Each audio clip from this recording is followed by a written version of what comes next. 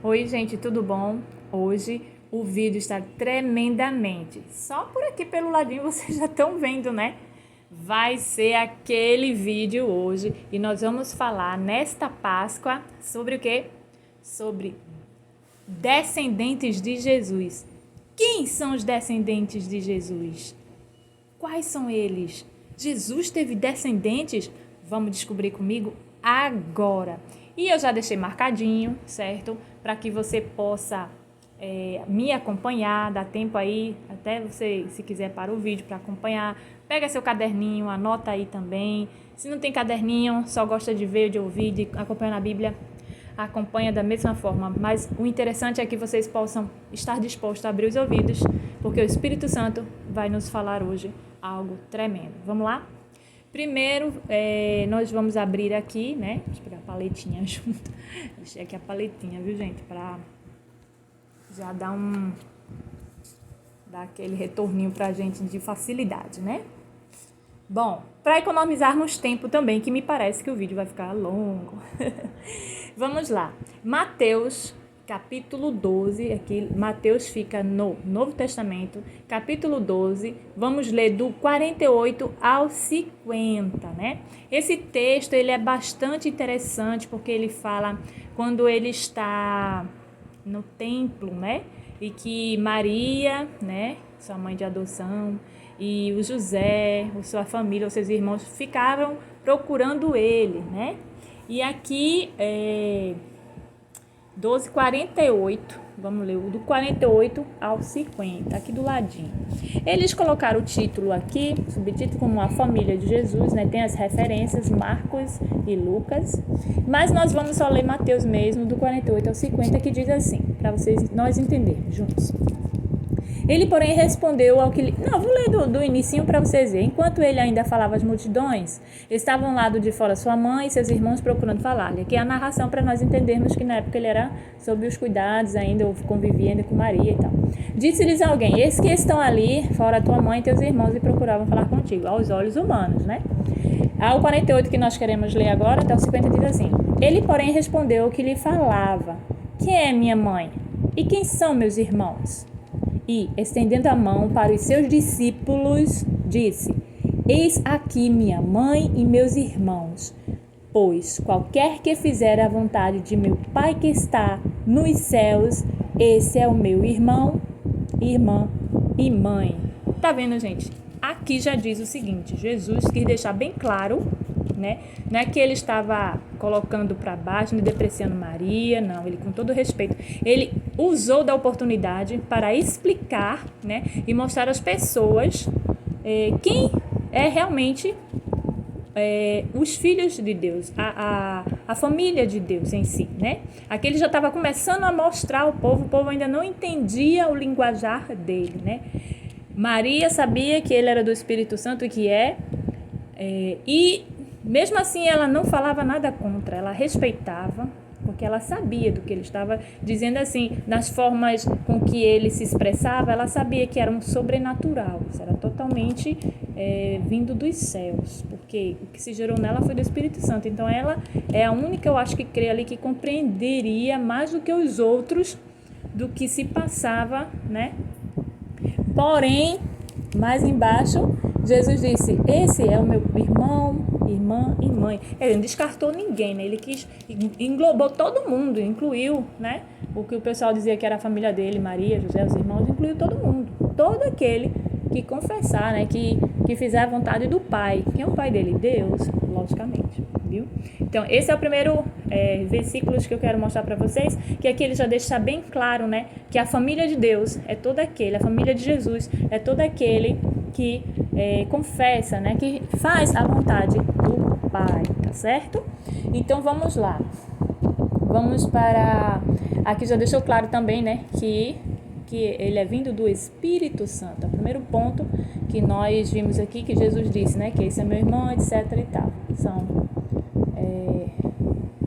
os amados do Pai. E vamos agora para o próximo, né? Já está tudo marcadinho aqui. Vamos pular aqui para Hebreus, né? Vocês me desculpem, mas eu ainda utilizo uma mão para ajeitar aqui, a outra para segurar, que eu prefiro assim por enquanto. Eu tenho uns aparelhinhos aqui, mas eu prefiro assim, fica mais pertinho.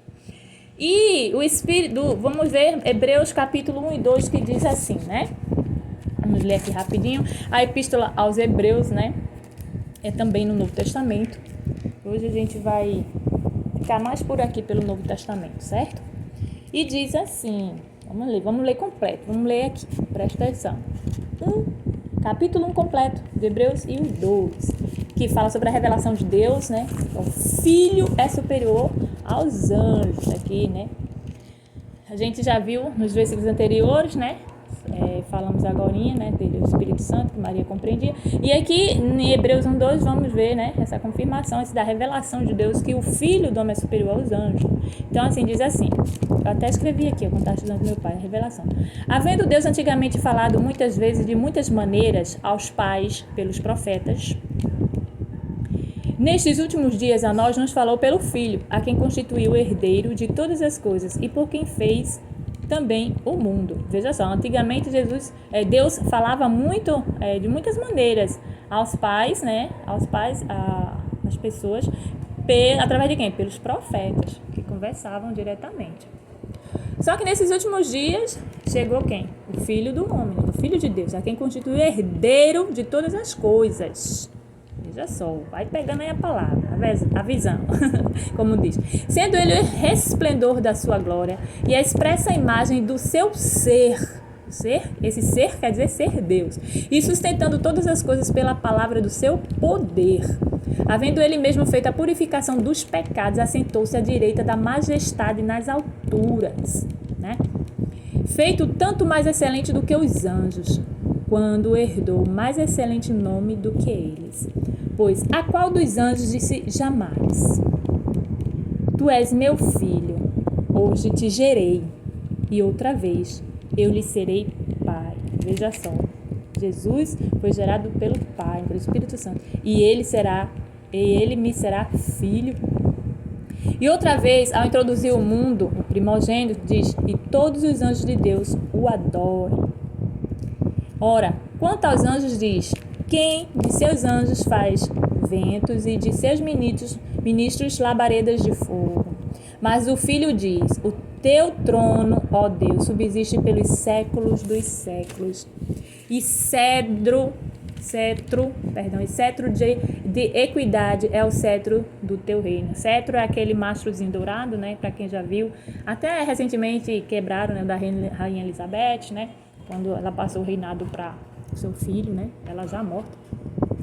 E os representantes lá do reino fizeram isso, né? Da Inglaterra. E tem outros reinos que usam cetro, e o cetro quer dizer isso, cetro de, né? De mandar, de reinar, né? Então, amaste, o que o 9 diz assim: amaste a justiça e odiaste a iniquidade. Falamos até de um vídeo anterior sobre isso. Por isso, Deus, o teu Deus, te ungiu com óleo de alegria mais do que a teus companheiros. Tu, Senhor, no princípio fundaste a terra, e os céus são obra de tuas mãos. Eles perecerão, mas tu permaneces. E todos eles, como roupa, envelhecerão. E qual manto os enrolarás, e como roupa se mudarão. Mas tu és o mesmo, e os teus anos não acabarão. Mas a qual dos anjos disse jamais: Assenta-te à minha direita, até que eu ponha os teus inimigos por escabelo dos teus pés. Não são todos eles espíritos ministradores enviados para servir a favor dos que hão de herdar a salvação? Aqui é uma pergunta, né? Mas ele continuando, colocou aí todas essas palavras foi relacionadas, né? O apóstolo falando aqui também, que o filho é superior aos anjos. Então aqui esse subtítulo diz que Cristo, como filho do homem, é superior aos anjos e é o sumo sacerdote idôneo e compassivo. E diz assim: por isso convém atentarmos mais diligentemente para as coisas que ouvimos, para que em tempo algum nos desviemos delas. Agora vamos ver por quê, né? Por quê? Pois, vamos continuar lendo, que é o capítulo 2 todinho. Pois, se a palavra falada pelos anjos permaneceu firme e toda transgressão e desobediência recebeu justa retribuição, como escaparemos nós se descuidarmos de tão grande salvação, a qual, tendo sido anunciada inicialmente pelo Senhor, foi-nos depois confirmada pelos que a ouviram, quer dizer, já foi, né, anunciada inicialmente pelo Senhor e foi confirmada pelos que eles já ouviram.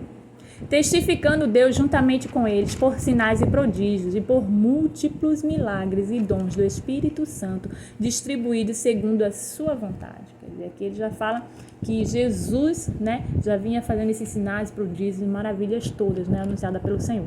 Porque não foi aos anjos que Deus sujeitou o mundo vindouro de que falamos, mas em certo lugar testificou alguém dizendo: que é o homem para que te lembres dele? Ou o filho do homem para que o visites? Fizeste-me um pouco menor que os anjos, de glória e de honra. O coroaste. Fizeste um pouco menor que os anjos, de glória e de honra. O coroaste. Todas as coisas lhe sujeitaste debaixo dos pés. Eu creio que esse versículo 7 ele quis dizer, né, que ele veio como ser humano, assim, representando a parte ser humana, nascido, uma manjedoura e tal. Mas ele veio todo de glória e de honra, né, o coroaste. Todas as coisas lhe sujeitaste debaixo dos pés. Ora, visto que sujeitou todas as coisas, nada deixou que não lhe fosse sujeito. Mas agora ainda não vemos todas as coisas sujeitas a ele. Vemos, porém, aquele que foi feito um pouco menor que os anjos, Jesus coroado de glória e honra, é o que eu falei, por causa da paixão da morte, para que pela graça de Deus provasse a morte por todos. Quer dizer, foi preciso, né, Jesus passar por essa paixão da morte, para que a gente, pela graça de Deus, provássemos, né, ele provasse a morte por todos, né, para que hoje fôssemos libertos, né, dessa escravidão e nos tornássemos filhos dele. Porque convinha que aquele para quem são todas as coisas e por meio de quem tudo existe, em trazendo muitos filhos à glória, aperfeiçoasse pelos sofrimentos o autor da salvação deles. Pois tanto o que santifica como os que são santificados vêm todos de um só. Por esta causa, ele não se envergonha de lhe chamar irmãos. Por isso que lá no início ele chamou, né, as pessoas que eram irmãos deles, pai, mãe, quem era irmão, irmã, né, mãe, eram todos aqueles que criam em Deus, como aqui no 11 está dizendo, né, pois tanto o que santifica como os que são santificados vêm todos de um só, né, quer dizer, vem só de um só, do Senhor. Por esta causa ele não se envergonha de lhe chamar irmãos, quer dizer, Jesus e os que são santificados, né, os filhos e os irmãos, dizendo: anunciarei o teu nome a meus irmãos, cantar-te louvores no meio da congregação. E outra vez porei nele a minha confiança e ainda, eis-me aqui, e os filhos que Deus me deu, portanto, visto como os filhos são participantes comuns da carne e sangue, também ele semelhantemente participou das mesmas coisas para que pela morte derrotasse aquele que tinha o poder da morte, isto é, o diabo. Lembra que eu já falei isso no vídeo anterior, né? Que Jesus veio acabar com esse poder, né, de morte também do diabo, que ele tinha antes como anjo caído. Então, aqui ele teve que participar das mesmas dores, das mesmas coisas, né? E mais aqui para terminar o capítulo 2 de Hebreus, diz assim: e livraste todos aqueles que com medo da morte estavam por toda a vida sujeitos à escravidão, pois na verdade não presta auxílio aos anjos, mas sim à descendência de Abraão, né? Pelo que convinha que em tudo fosse feito semelhante a seus irmãos, para se tornar um sumo sacerdote misericordioso e fiel nas coisas concernentes a Deus, a fim de fazer propiciação pelos pecados do povo. Quando ele diz aqui, pois na verdade não presta auxílio aos anjos, mas sim a descendência de Abraão, e a partir de Jesus, essa descendência também de Abraão, né? Ele chegou ali, a partir de Jesus, tornou-se descendência de Jesus. Porque naquilo que ele mesmo, sendo tentado, padeceu, pôde socorrer aos que são tentados. Porque o 18 diz, né, para finalizarmos, porque naquilo que ele mesmo, sendo tentado, padeceu, pôde socorrer aos que são tentados, né, para poder livrar-nos disso tudo. Então esse aqui, né, foi os versículos que falou justamente dos filhos de Deus também, né, o Jesus que diz aqui que através do apóstolo que nós ele não tenha vergonha de chamar de irmãos, né? Porque também seriam o quê? Herdeiros dele, né? Vamos para o próximo. O próximo é Lucas. Lucas. Deixa eu ver aqui. Pra cá. Marcadinho facilita, né, gente? Lucas, capítulo 22, do 7 ao 37, né? E Lucas, a gente vai ver aqui sobre a Páscoa, né? Para a preparação, né? Uma preparação dos discípulos, né? Dos filhos dele, que são os discípulos. Seus discípulos são seus filhos, na verdade. Que ali ele escolheu, ensinou, né? Adotou eles como discípulos. E os discípulos, logicamente, aceitaram. Porque quem ia negar, né? Se os anjos não negavam um pedido a Deus, como a gente leu nos versículos, então os discípulos também não negaram até aí a seguir a Jesus, né? Largavam tudo até que faziam, pescando lá seus peixinhos, né? Acho que o pessoal come muito peixe hoje na Páscoa, acho, referente a essas coisas, né? Mas que era comida tradicional, né? Eles eram pescadores.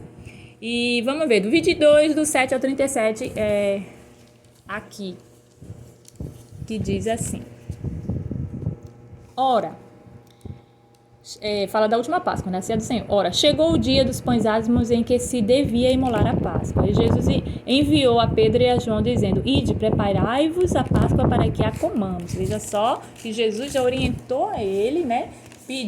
Mandando ele ir, né? Preparar. Perguntou-lhe eles: Onde queres que a preparemos? Aí respondeu-lhes. Jesus respondeu: Quando entrardes na cidade, sair-vos ao encontro homem, levando um cântaro de água. Segui-o até a casa em que ele entrar. E direis ao dono da casa: O mestre manda perguntar-te onde está o aposento em que hei de comer a Páscoa com os meus discípulos. Então ele vos mostrará um grande cenáculo mobilado. Aí fazer os preparativos. Gente, vou dar uma pausa aqui para poder te explicar. Você viu aqui, você está entendendo, está prestando atenção, que Jesus já está dando assim todo o esquema de onde eles vão fazer, com quem eles vão falar, o que eles vão colocar, né? Logicamente que as pessoas da casa que recebeu, o dono da casa bem mandou ajudar também, né? Que era um privilégio receber, né? Jesus e seus discípulos.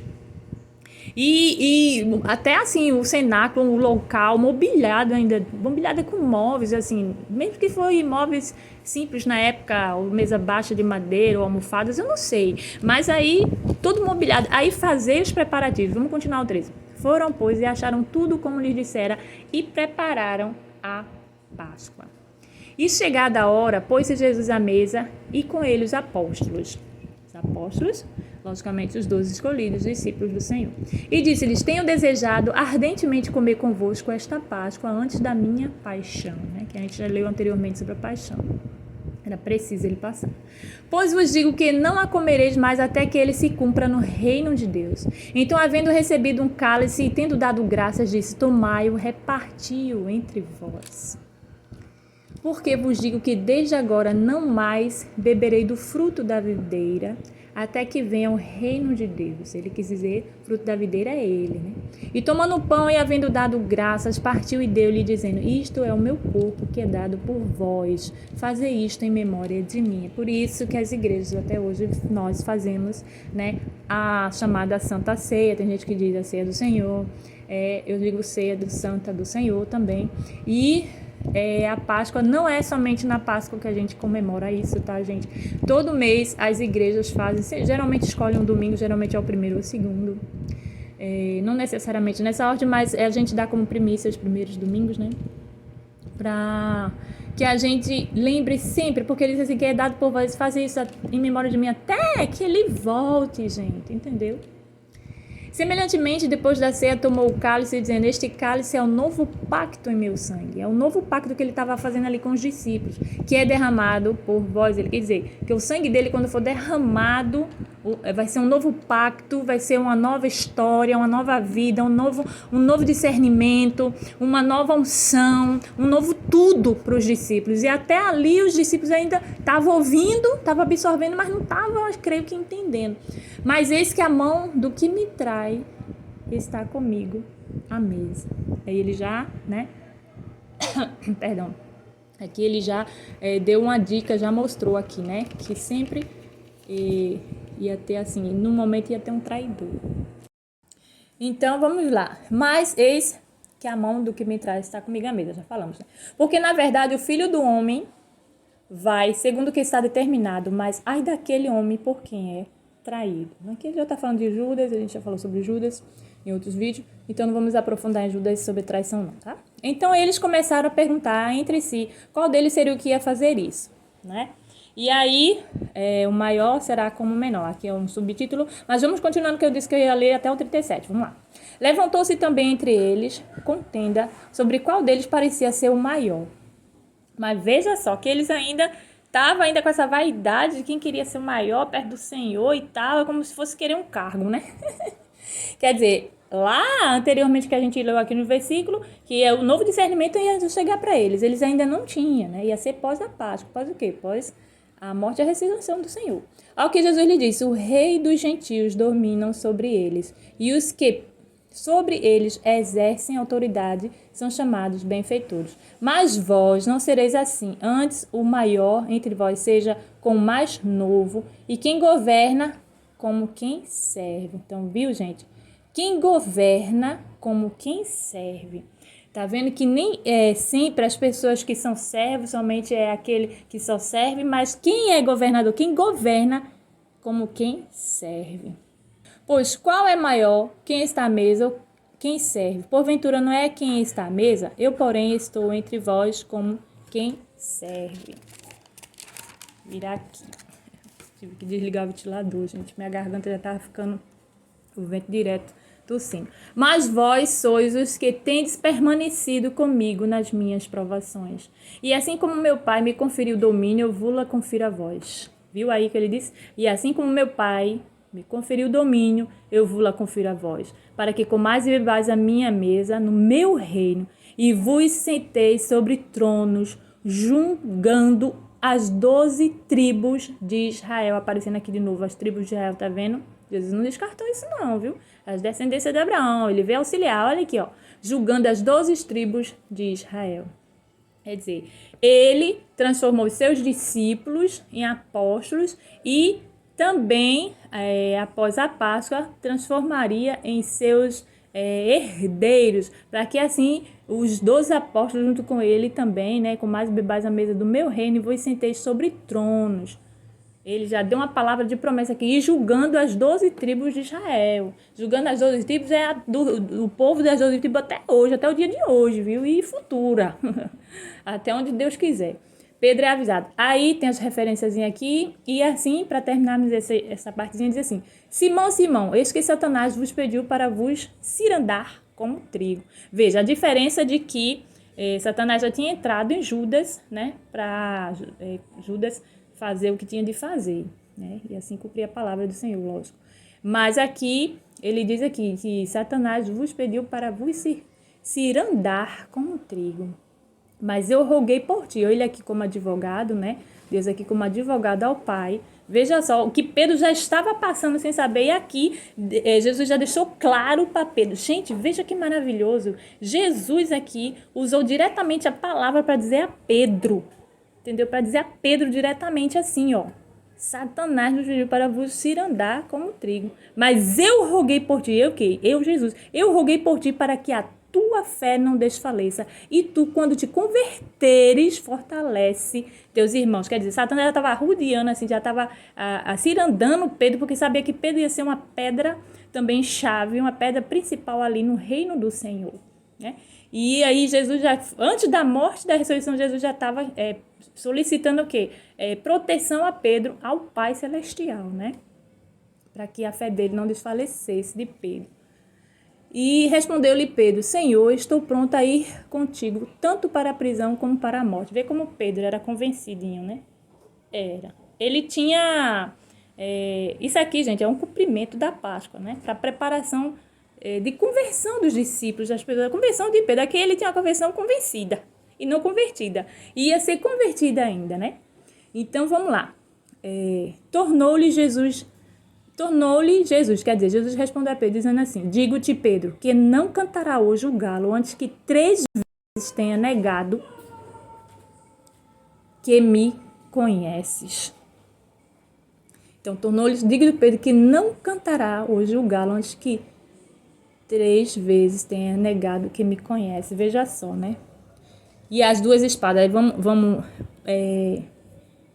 chegar aqui para terminarmos até o 37. E perguntou-lhes: quando vos mandei sem bolsa, alforje ou parcas, faltou-vos porventura alguma coisa? Eles responderam: nada. Disse-lhes, pois, mas agora quem tiver bolsa, teme-a.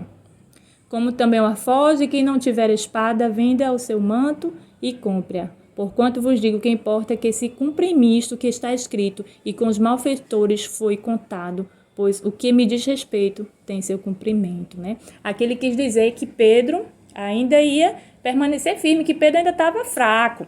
Foi por isso que ele deu essa palavra a Pedro, que Pedro ia negar ele para ter certeza da convicção depois da morte e ressurreição. Ele mostrou a Pedro aqui. Pedro aqui já deu um convencimento, dizendo que ir contigo para a prisão, como para a morte. Aí Jesus já disse assim, ó, antes de cantar o gato, vai me negar 3 vezes. Não tem nem que me conhece. Olha, Pedro já deve ter ficado com aquela cara, né? E aqui, mais à frente, ele quis dizer que contaram... e com os malfeitores foi contado, né? Quer dizer, Jesus foi contado como se fosse com os malfeitores, pois que me diz respeito, teve que cumprir aquilo ali, a paixão dele, o sofrimento, a morte, a ressurreição, terá que se cumprir, né? Mas ele já deixou a palavra de alerta aqui, de proteção, que já estava pedindo proteção a Pedro, não só ele, mas eu creio que aos discípulos. Pedro, porque foi uma chave principal para a igreja, né? Uma pedra, né? De edificação de igrejas, então foi preciso, né? Esse diálogo com Pedro aqui, né? Que ele chamou até a dizer assim, Pedro, apacenta, né? As minhas ovelhas, apacenta as ovelhas. Então vamos lá, vamos para o próximo. Pronto, o próximo aqui, Mateus, certo, gente? Mateus, do 31 ao 55. Eu creio que vocês já estão me entendendo, né? Tô pontuando aí, tô falando alguns pontos, né? Que vocês podem estar anotando aí, né? De cada partezinha dos versículos. E Mateus 26, 31 ao 55 diz assim, aqui, que Pedro é avisado, continuando falando sobre Pedro, né? Então, Jesus lhe disse, todos vós, esta noite, vos escandalizareis de mim, pois está escrito, ferirei o pastor e as ovelhas do rebanho se dispersarão. Já veja a palavra contrária, né? Que Pedro disse, eu vou ficar com o Senhor até a prisão e tal, mas aqui Jesus já estava mostrando, né? Então, essa palavra de cá anterior é a confirmação. Todavia, depois que eu ressurgir, depois que Jesus ressuscitar, irei adiante de vós para a Galileia. Mas Pedro respondendo disse-lhe, ainda que todos se escandalizem de ti, eu nunca me escandalizarei. De novo Pedro dizendo, né? E disse-lhe Jesus, veja só, em verdade te digo que esta noite, antes que o galo cante, 3 vezes me negarás. Viu, né? Que é a mesma palavra, mais explicadinha, cada evangelho que falou de uma forma, e aqui para confirmar a palavra, né? Respondeu-lhe Pedro, ainda que me seja necessário morrer contigo, de modo algum te negarei. E o mesmo disseram todos os discípulos. Veja só, gente, vamos continuar. Jesus em Getsemane, né? Tem as referências aqui, essas referenciazinhas, né? Que é como eu fiz agora de lá para cá. Então, foi Jesus com eles a um lugar chamado Getsemane e disse aos discípulos, sentai-vos aqui, enquanto eu vou ali orar. E levando consigo Pedro e os 2 filhos de Zebedeu, começou a entristecer-se e a angustiar-se, né? Então lhes disse, a minha alma está triste até a morte. Fica aqui e vigiai comigo. E adiantando-se um pouco, prostou-se com o rosto em terra e orou, dizendo, meu pai, se é possível, passe de mim este cálice. Todavia não seja como eu quero, mas como tu queres. Voltando para os discípulos, achou-os dormindo. E disse a Pedro, assim nenhuma hora pudeste vigiar comigo? Vigiai e orai para que não entreis em tentação. Você viu que lá no versículo anterior, que a gente viu em Lucas, ele disse que tinha pedido a Deus para não desfalecer a fé, proteger a Pedro para não desfalecer a fé dele, porque o inimigo queria rodeá-lo, né? Então, vigiai e orai para que não entreis em tentação. O espírito, na verdade, está pronto, mas a carne é fraca. Ele quis dizer, tá vendo que a carne pôs a dormir, mas o espírito está pronto. Retirando, aqui ele já quis dizer, o espírito, na verdade, está pronto, mas a carne é fraca. Ele quer dizer, ele deixou o sono se abater, né?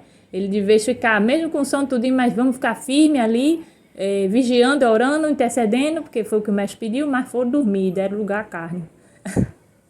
Mas ele quis dizer aqui, ele não duvidou. Jesus disse para eles, o espírito, na verdade, está pronto. Mas a carne é fraca, para eles terem atenção, né? Retirando-se mais uma vez, orou dizendo, Pai meu, se este cálice não pode passar, sem que eu beba, faça-se a tua vontade, né? Jesus falando a vontade de Deus. E voltando outra vez, achou-se dormindo, porque seus olhos estavam carregados. Deixando-os novamente, foi orar a terceira vez, repetindo as mesmas palavras. Então voltou para os discípulos e disse, dormi agora e descansar. Quer dizer, depois de 3 vezes que Jesus veio, voltou, e depois viu que os olhinhos dele já estavam cansados. Jesus é tão misericordioso que deixou, né, eles para orar de novo e disse, dormi agora. Então voltou para os discípulos e disse, depois da terceira vez que ele foi orar, né, dormi agora e descansai. Eis que é chegada a hora e o Filho do Homem está sendo entregue nas mãos dos pecadores. Levantai-vos, vamos, eis que é chegado aquele que me trai. Foi o tempo que eu creio que Jesus que foi chegando Judas, né? Aí, o subtítulo diz, Jesus é traído e preso. Aí vamos lá, vamos seguindo. A referenciazinha. E estando ele ainda a falar, eis que veio Judas, um dos 12, e com ele grande multidão, com espadas e varapaus, vinda da parte dos discípulos sacerdotes e dos anciãos do povo. E estando ele ainda a falar, eis que veio Judas, um dos 12, com ele grande multidão, com espadas e varapaus, vinda da parte dos principais sacerdotes e dos anciãos do povo. Veja de quem foi, né, gente? Foi nem logo dos romanos, foi dos sacerdotes mesmo, dos anciãos do povo, o próprio povo. Ora, o que o traía, lhes havia dado um sinal, dizendo, aquele que eu beijar, esse é prender. Porque a gente já sabe a história da traição do beijo e tal. E logo aproximando-se de Jesus, disse, salve, Rabi, e o beijou. Jesus, porém, lhe disse, amigo, a que vieste? Nisto, aproximando-se eles, lançaram mão de Jesus e o prenderam. E eis que um dos que estavam com Jesus estendendo a mão, puxou da espada e, ferindo o servo do sumo sacerdote, cortou-lhes uma orelha. Mas, então Jesus lhe disse, mas foi quando aí Jesus fez um milagre na hora, né? Então Jesus lhe disse, mete a tua espada no seu lugar, porque todos os que lançarem mão da espada, a espada morrerão. Ou pensas tu que eu não poderia rogar a meu pai e que ele não me mandaria agora mesmo mais de 12 legiões dos anjos? Aqui Jesus quis dizer que se ele quisesse clamasse, Deus mandaria os anjos, legiões de anjos para proteger, para tal. Mas era preciso Jesus passar pelo que ia passar. Era preciso Jesus ser levado, sofrido, julgado, como um homem era, né? Como os pecadores eram, né? Como os malfeitores eram também, as pessoas pecadoras com iniquidade. Como, pois, se cumpririam as escrituras que dizem que assim convém que aconteça? Disse Jesus à multidão naquela hora, saístes com espadas e varapaus para me prender, como a um salteador. Todos os dias estava eu sentado no templo ensinando e não me prendestes. Veja aí, né? Jesus lá, como a gente viu anteriormente, no início, quando ele estava pregando, né, o evangelho, lá, pregando a palavra de Deus, mostrando, e procuraram sua família, como a gente disse, os irmãos, a mãe, tudinho, a Maria, né? Procurando ele, tudinho, ele lá. E aqui ele diz aqui, ó, todos os dias estava eu sentado no templo ensinando e não me prendeste, porque foi no templo que Maria e os irmãos encontrou eles, né? Então, assim, gente, aqui Jesus já mostrou, né, que era preciso se fazer isso. Era necessário passar por isso, né? Então, aqui, só depois disso tudo que acontecesse aqui, Pedro realmente ia ser convertido, na verdade. Vamos para Lucas aqui, capítulo 9, do 1 ao 9, depois a gente pula do 18 ao 26. Vamos lá. A missão dos 12. Reunindo os 12, deu-lhes poder e autoridade sobre todos os demônios e para curarem doenças. E enviou-lhes a pregar o reino de Deus e a fazer curas, dizendo-lhes, nada leveis para o caminho, nem bordão, nem alforje, nem pão, nem dinheiro, nem tenhais 2 túnicas. Lembra que anteriormente eu li ele dizendo assim, quando eu mandei, faltou isso para vocês, faltou comida, faltou isso, aquilo, levaram o bolso de tal. E eles disseram, nada, pronto, é isso aqui, ó, que ele quis dizer, dizendo-lhe, nada leveis para o caminho, nem bordão, nem alforje, nem pão, nem dinheiro, nem tenhais 2 túnicas, em qualquer casa em que entrardes nela, ficai, dali partireis. Mas onde quer que não vos receberem, saindo daquela cidade, sacudi o pó dos vossos pés em testemunho contra eles. Saindo, pois, os discípulos percorreram as aldeias, anunciando o evangelho e fazendo curas por toda parte. Viu, gente? Então, essa partezinha aqui que vem dizendo sobre isso. Aí a perplexidade de quem? De Herodes, porque ouviu que os discípulos estavam fazendo isso, e Jesus também, né? Aí ele fez, ora, o tetrarca, quer dizer, o quarto, né? Herodes soube de tudo o que se passava e ficou muito perplexo. E porque diziam uns, João ressuscitou dos mortos. Outros, Elias apareceu, e outros, um dos antigos profetas levantou. Herodes, porém, disse, a João eu mandei degolar. Quem é, pois, este a respeito de quem ouço tais coisas? E procurava vê-lo. Será que João já tinha alertado Herodes sobre isso? Ao povo de Herodes, ao povo do reino? E Herodes nem sequer estava com consciência de que Jesus, o Messias, já estava ali, no meio deles. Por isso que ele indagou aqui e ainda confessou o pecado, dizendo que a João mandei degolar, que a gente sabe essa história já.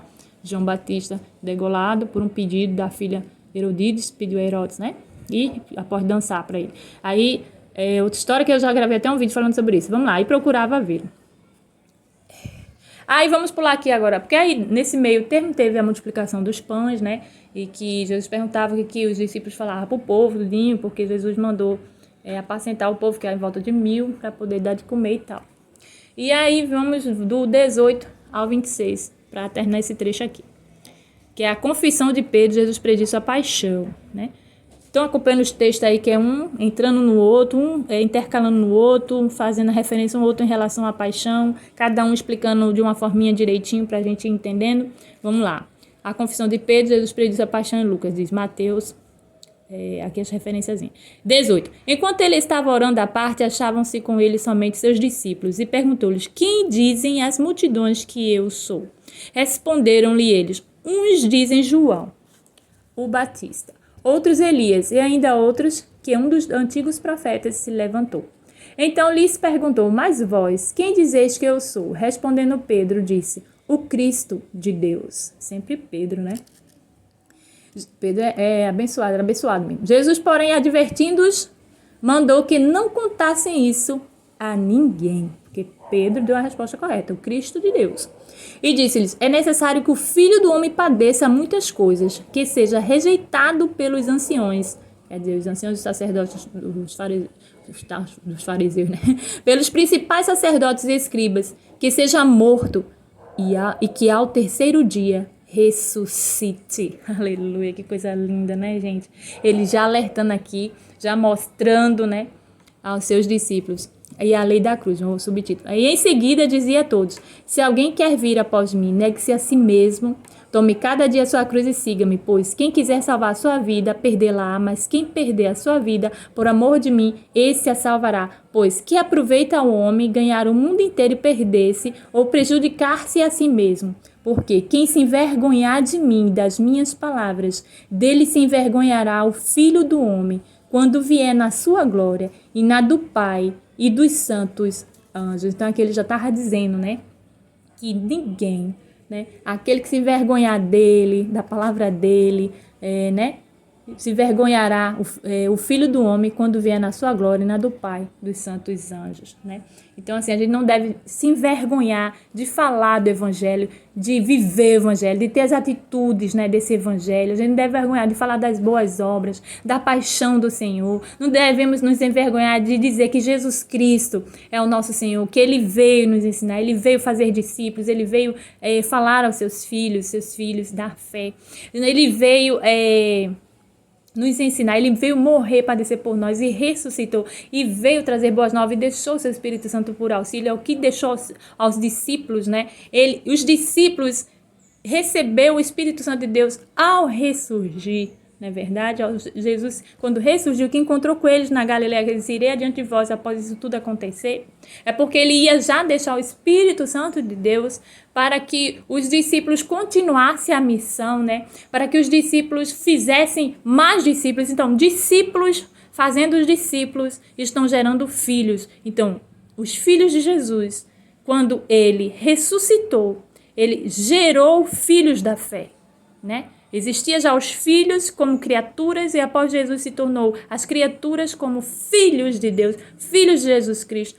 Então, por isso que nós dizemos assim, somos co-herdeiros de Cristo. Vamos ver isso aqui já na Bíblia. Então, os discípulos eram seus filhos, ele ensinou, ele cuidava dos discípulos, ele mostrava que não lhe faltava nada.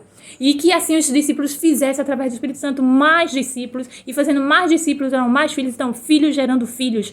E esses filhos gerando filhos são os descendentes de Jesus. Eita, que chegamos lá no título, né, do vídeo de hoje. Que benção. Vamos continuar, gente, vamos continuar.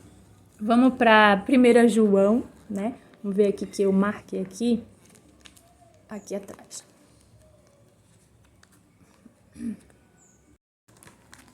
1 João, capítulo 2, 1 e 2 diz assim: Meus filhinhos, primeira epístola de João, né? Um dos apóstolos de Cristo, mais amoroso, que muitos dizem, o mais amoroso, o apóstolo do amor, que não era igual a Pedro, irritadinho. Meus filhinhos, que cada um discípulo tinha uma característica, né? De quem você era mais parecido, né? Com Pedro mais elétrico, com João mais manso, mais amoroso, né? Vamos ver. E não queira ser jamais como Judas, né? Um traidor. Meus filhinhos, estas coisas vos escrevo para que não pequeis mais. Se alguém pecar, temos um advogado para com o Pai, Jesus Cristo, o justo. Veja só, Jesus Cristo, o justo, para com o Pai, Jesus Cristo, o justo. Jesus Cristo era o justo, morreu e padeceu por nós e ressuscitou. Ele é o nosso advogado. Ele foi advogado de Pedro, quando o inimigo queria cirandar entre Pedro, né? E queria tocar em Pedro, mas Jesus, como advogado de Pedro, já intercedeu ao Pai para que protegesse e não deixasse a fé de Pedro, né? E desfalecer. Então aqui ele também diz, né? E se alguém pecar, temos um advogado para com o Pai, Jesus Cristo justo. E ele é a apropriação pelos nossos pecados, e não somente pelos nossos, mas também pelos de todo o mundo. Por que apropriação, diz? Porque antigamente, né, para redimir os pecados, né? Lembra que as pessoas iam fazer sacrifício nos templos, levavam, né, um cordeiro, uma pomba, tudinho, aí os sacerdotes recebiam e faziam tudo aquilo. Mas a vinda de Jesus, ele já foi, né, ovelho, cordeiro, né, esse cordeiro. E morreu por nós, padeceu, né? Já foi apropriação pelos nossos pecados. Então, por isso, não somente pelos nossos, mas também pelos de todo mundo. Porque, mais uma vez eu digo, Deus amou o mundo de tal maneira que deu seu Filho unigênito para que todo aquele que nele não pereça, mas tenha a vida eterna. Então, foi por amor de todo mundo. Ele está recebendo todos como filho. Ele quer fazer a adoção de todos como filho, mas os filhos também hoje tem que querer, né? Pedro queria, mas era convencido. Até que quando aconteceu a paixão, Jesus ressuscitou, Pedro se converteu de fato. E vamos lá, vamos para o próximo, né? Estamos chegando já no final, gente, mas tá uma benção, tá tão gostoso, né? Disso é verdade, não dá vontade de ficar falando mais, né? Do que acabar. Vamos aqui para Romanos. Já estamos chegando, só estamos em 2 paletinhas. Romanos capítulo 8, do 14 ao 17, depois do 21 ao 23. Romanos capítulo 8 aqui, do 14 ao 17, diz assim. O subtítulo eu sempre gosto de dizer que é a nova vida debaixo da graça segundo o Espírito de Santidade e Adoção, né, que a gente começou a já falar. Pois todos os que são guiados pelo Espírito de Deus, esses são filhos de Deus. Tá vendo aí? Todos os que são guiados pelo Espírito de Deus. Os profetas já eram filhos de Deus também, porque eram guiados pelo Espírito de Deus. E Jesus veio, também filho de Deus, né? O primogênito. Por isso que ele diz o primogênito, né? Que desceu dos céus, morreu, padeceu por nós e ressuscitou, tomou a chave, né, do inferno, da morte, tirou esse poder de morte do diabo. E vimos aqui, ó, nós somos chamados que esses são filhos de Deus, porque não recebeste o espírito de escravidão, para outra vez vos estardes com temor, mas recebeste o espírito de adoção, pelo qual clamamos, Abba, Pai.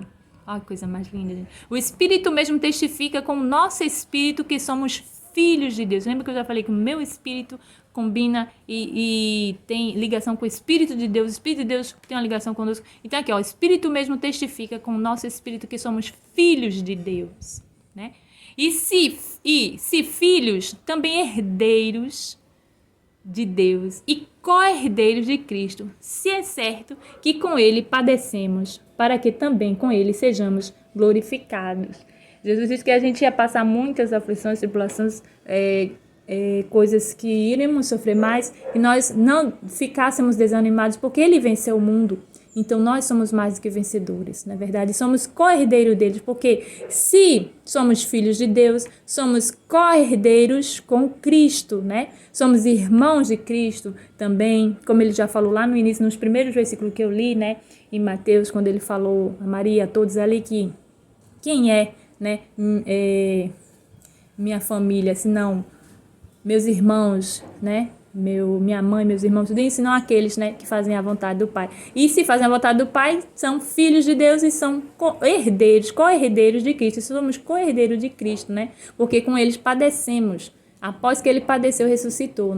Nós tivemos também essa maravilha de ver, né, a glória de Jesus ressuscitando com todo o poder e nos deixando esse exemplo para que nós pudéssemos viver um pouco desse poder, se nós crermos, se nos santificarmos, porque salvação é individual, santificação é individual, viu, gente? Nunca esqueça disso. Isso aprendi em dos estudos junto com meu pai, que eu sempre coloco nas dedicações de livros e bíblias, quando eu dou alguém, eu sempre boto assim, que salvação e santificação é individual, certo? E aqui, para que também com ele sejamos glorificados. E as primícias do Espírito, esperança, intercessão e eleição. Pois tenho para mim que as aflições deste tempo presente não se podem comparar com a glória que em nós há de ser revelada. Quer dizer, um dia, quando Jesus vier nos buscar, vai ser muito maior, né? Muito melhor do que as aflições presentes. Agora eu vou ler o 21 ao 23. Na esperança de que também a própria criação há de ser liberta do cativeiro, da corrupção.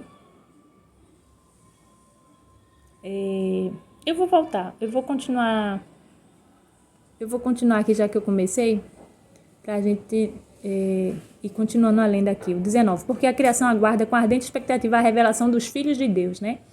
Porquanto a criação ficou sujeita à vaidade, não por sua vontade, mas por causa daquele que a sujeitou. Que quer dizer, nós sempre dizemos assim, existem os filhos de Deus, existe a criação de Deus. Aqueles que não aceitou ainda Jesus como seu único Senhor e Salvador, não creu que Deus é o Criador e Senhor e Salvador também da gente, através de Jesus Cristo, é apenas criatura.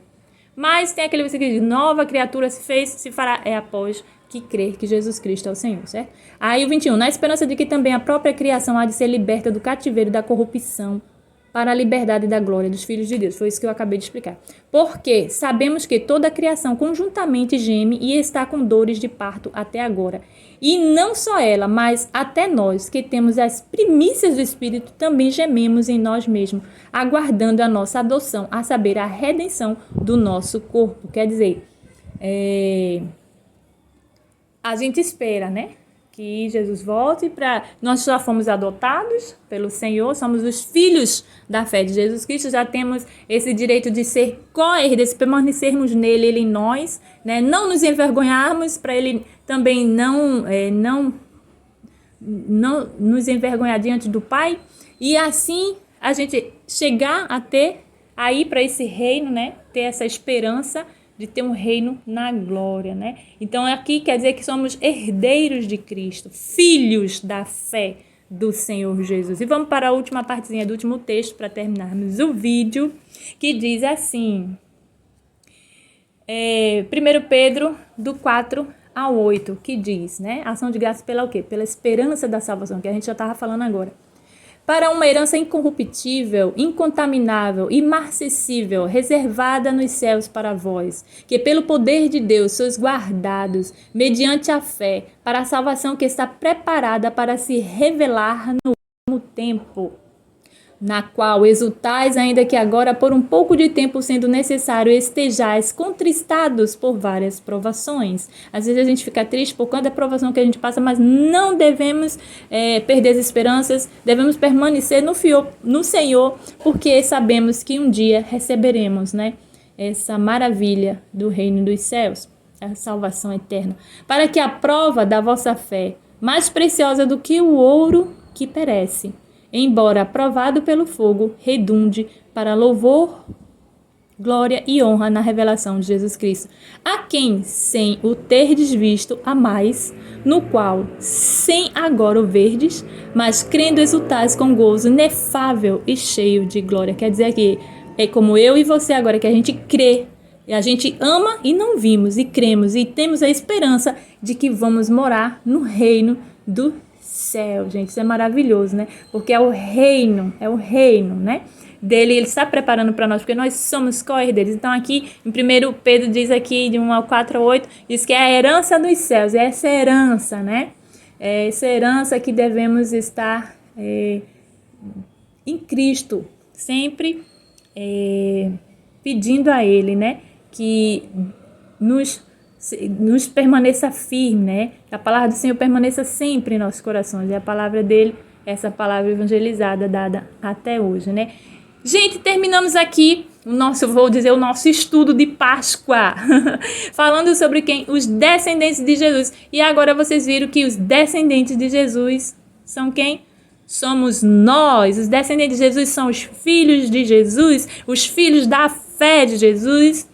Os filhos, porque Jesus foi gerado em Maria pelo Espírito Santo e logo, através do Espírito Santo, somos filhos de Deus. Somos irmãos de Jesus, então somos descendentes de Jesus, porque ele preparou os discípulos para fazerem mais discípulos. E se somos os discípulos dos discípulos até hoje, através da palavra de Deus, com esse auxílio que Jesus trouxe para a descendência de Abraão, que se tornou a descendência de Jesus. Vocês estão entendendo agora porque o descendente de Jesus, né?